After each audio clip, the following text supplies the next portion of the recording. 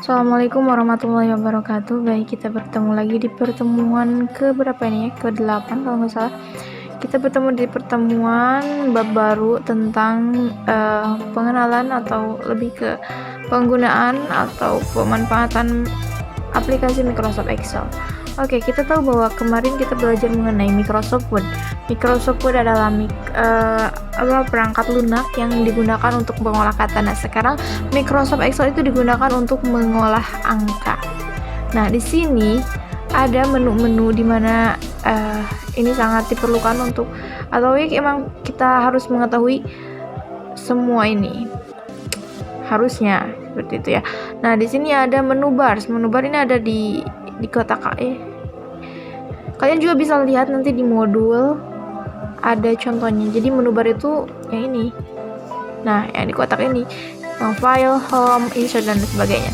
Lalu apalagi title bars atau title bars. Title adalah judul. Jadi di mana judul? Letaknya ada di sini. Yang book 1 Microsoft Excel. Nah, ini adalah title bar. Lalu selanjutnya ada toolbar. Toolbar itu mana sih? Toolbar ini yang di kotak semua. Itu adalah toolbar. Toolbar adalah suatu alat. Ya, alat dimana yang akan kita gunakan nanti untuk pengolahan angka. Ya, nah seperti cut, copy, paste, lalu apalagi di sini ada BIU ya, ini bold, italic, underline dan sebagainya. Ini termasuk ke dalam toolbars. Lalu selanjutnya ada apa lagi?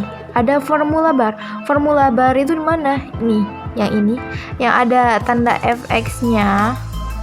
Nah, yang kosong ini adalah formula bar. Apa itu formula? Formula adalah rumus. Jadi kita bisa mengetikkan rumus langsung di sini. Ya, di tempat yang kosong ini. Lalu selanjutnya ada apa? Cell pointer. Cell pointer itu apa sih? Cell ini salah satu tempat pengetikan nanti kita pengisian angka atau pengolahan data di sini. Kita ketikkan di kolom atau sel ini. Ya. Lalu yang selanjutnya ada apa lagi? Ada kolom sama baris. Apa perbedaannya? Kalau kolom itu urutannya dari atas ke bawah, ya. Bukan urutan apa sih ya? Tegak. Arahnya itu dari atas ke bawah. Nah, ini kolom yang A, B, C, D, F dan sampai seterusnya itu merupakan kolom. Dan mana itu baris? Baris adalah yang ditandai dengan angka ini 1, 2, 3, 4, 5 dan ke pinggir itu namanya baris atau row. Lalu selanjutnya apa? Ada tab lembar kerja. Nah, di sini ada sheet ya. Di sini juga ada ya, kita coba lihat.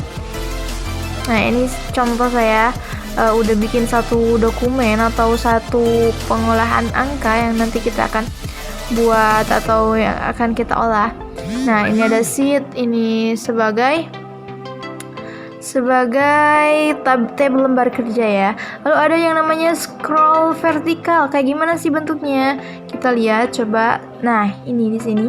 Ini scroll vertikal. Kenapa vertikal? Karena arahnya itu dari atas ke bawah. Kalau misalkan ke pinggir, ini namanya horizontal ya.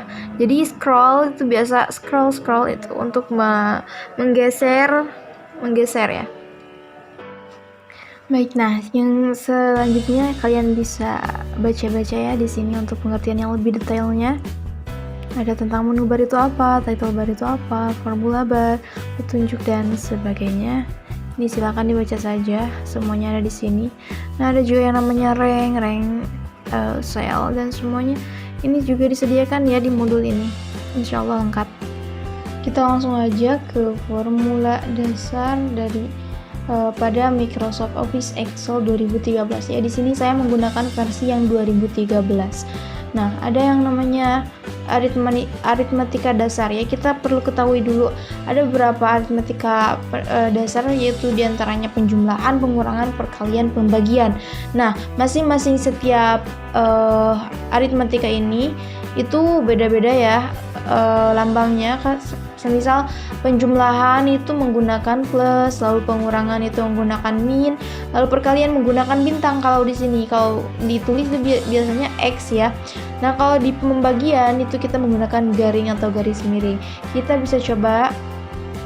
Nah, di sini saya sudah menyediakan salah satu data, kita coba misalkan isi untuk nilai matematika misalkan 90, untuk bahasa Inggris misal 85 ya, 85. Nah, sekarang kita langsung aja isi ini. Gimana caranya? Jadi apa sih fungsinya Microsoft Excel itu? Microsoft Excel itu untuk memudahkan kita dalam menghitung atau mengolah angka. Jadi kita gak perlu repot-repot menjumlahkan ini dengan kalkulator. Jadi karena tadi udah ada ya contohnya itu tentang penjumlahan itu menggunakan plus. Kalau di Excel itu cukup kalian tinggal mengetikkan dulu sama dengan, jangan lupa ya, sama dengan dulu. Kenapa sama dengan? Karena ini adalah satu rumus yang harus digunakan dalam Microsoft Excel. Kalau misalkan kalian mengetik tanpa mendahulukan dulu sama dengan, itu tidak akan bisa berhasil si penjumlahan atau pengurangan dan sebagainya seperti itu. Contoh, kita sama dengan, lalu klik yang di sini. Nah, kok di sini munculnya F5? Kenapa? Karena si 9 ini terletak pada kolom F ya, dan baris ke-5. Jadi F itu sebagai kolom dan 5 itu sebagai baris. Jadi letaknya ada di sini. Dan setelah itu kita akan menjumlahkan, misalkan ditambah. Nah, tambah ya. Berarti menambahkan nilai MTK sama bahasa Inggris. Gimana caranya? Kita klik lagi aja. Nah, seperti itu. Jadi otomatis nanti ini akan muncul ketika diklik ya. G5 itu di mana? Posisi si 85 ini berada di kolom ke G dan baris ke-5 ya. Kita langsung enter saja kalau udah. Nah, jadi hasil nilai akhir penjumlahannya itu adalah 175. Nah, dan ini yang dinamakan formula tadi. Formula dalam kita bisa juga mengetikkan di sini ya. Nah, bisa mengubahnya juga di sini. Ini yang namanya rumus. Sama dengan F5 plus G5. Kenapa? Karena letak yang ada di letak nilai matematika dan bahasa Inggris terletak ada di sana ya. Kita langsung aja enter. Nah, seperti itu. Oke, selanjutnya kita akan mencoba pengurangan ya. Contoh, kita masukkan lagi angka selanjutnya yaitu 80 MTK-nya. Untuk bahasa Inggrisnya misalkan berapa ya? 50 misalkan. Nah, sama seperti tadi, kita gunakan sama dengan dulu. Sama dengan klik. Nah, lalu gunakan aritmetikanya. Akan mengurangi kan? Berarti strip, klik lagi ya. F6. Bener gak kalau misalkan si 80 ini terletak di kolom F dan baris ke-6? Berarti bener ya, F6. Lalu yang si G6 ini di mana letaknya? Ada di nomor 5 nilai 50 ini. Di nilai 50 ini terletak di kolom G dan baris ke-6. Lalu kita enter. Hasilnya 30. Kalian bisa langsung cek aja di kalkulator apakah benar ini hasilnya segini. Nah, lalu yang berikutnya kita coba yang perkalian. Contoh, kita masukkan nilai 70 sama berapa ya? 10 misalkan ya. Nah, oh enggak, terlalu kecil. 100 aja. 90 aja. Oke. Nah, karena mungkin kalau misalkan kita kotret itu dalam buku ini akan lama, jadi kita menggunakan sama dengan lagi. Sama dengan, lalu klik lagi yang mana yang akan dijumlahkan, yaitu yang 70 sama yang bukan jumlahkan, dikalikan berarti ya. Perkalian dikali menggunakan bintang. Dikali 90, klik aja. Nah, betul, lalu enter. Yang ini pun sama. Misalkan kita kasih nilai 80 dan ini misalkan 85 atau 85 aja. Kita sekarang akan gunakan pembagian sama dengan klik ini 80-nya, lalu menggunakan garing atau garis miring, klik lagi yang akan dibaginya, yaitu 85, maka hasilnya akan seperti itu ya. Nah, jadi itu penggunaan rumus umum atau penggunaan aritmetika di Microsoft Excel. Oke, kita lanjut ke Berikutnya itu menggunakan sum. Nah, ada di sini berfungsi untuk menjumlahkan sekumpulan data pada suatu rank.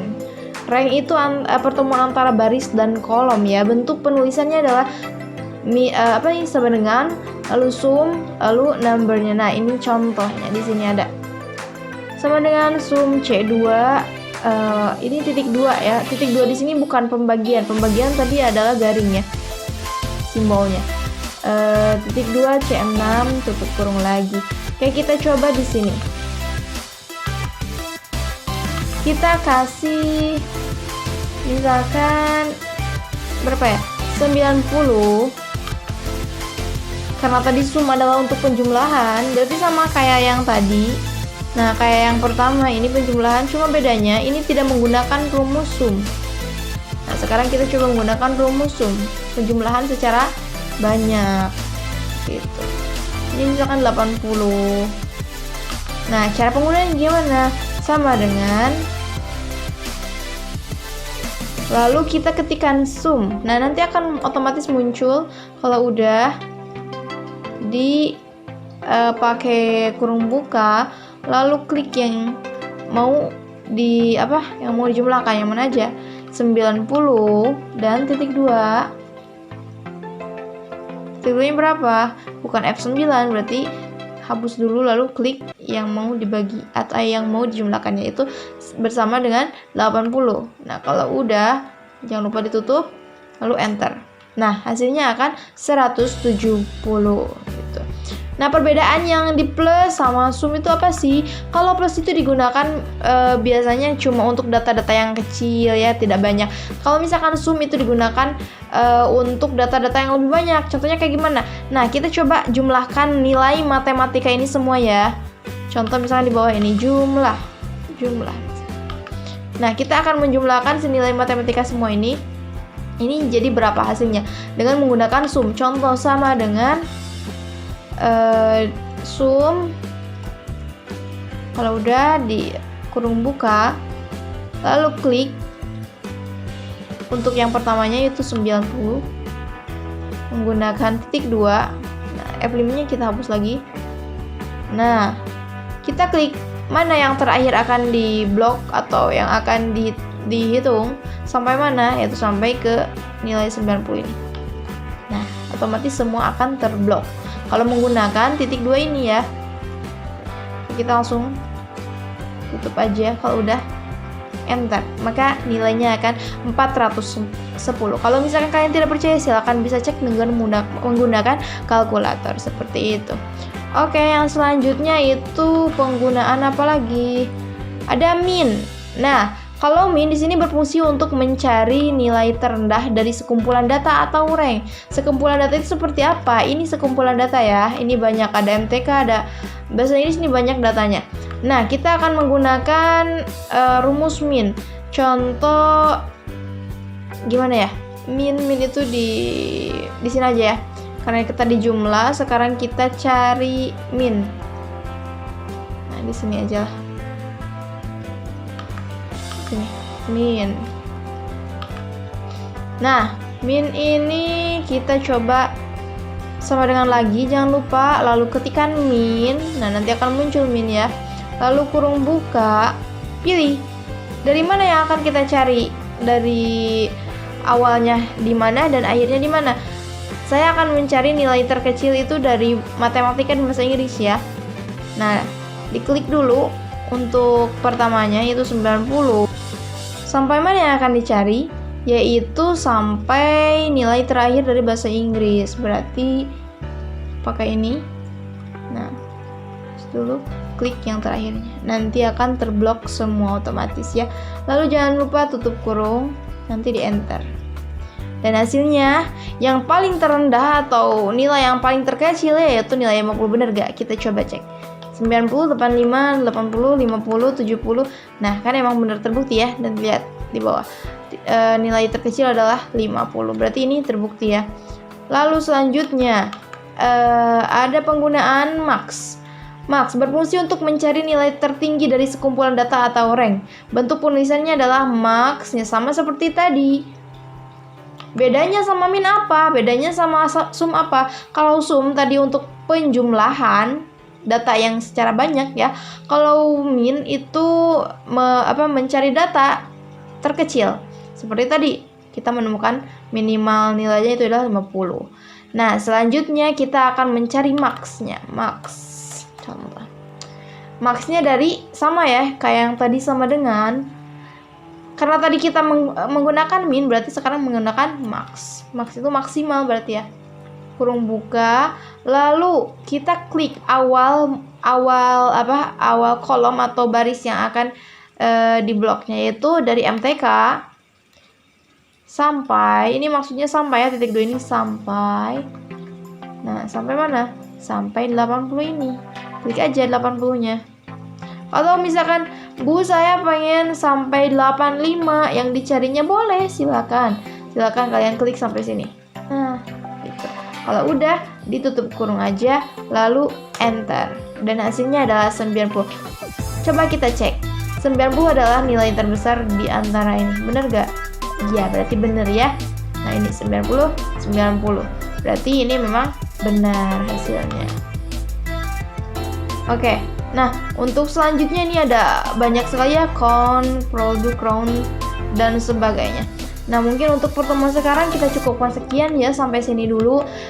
Berarti kita belajar satu aritmatika untuk rumusnya, aritmatika ya.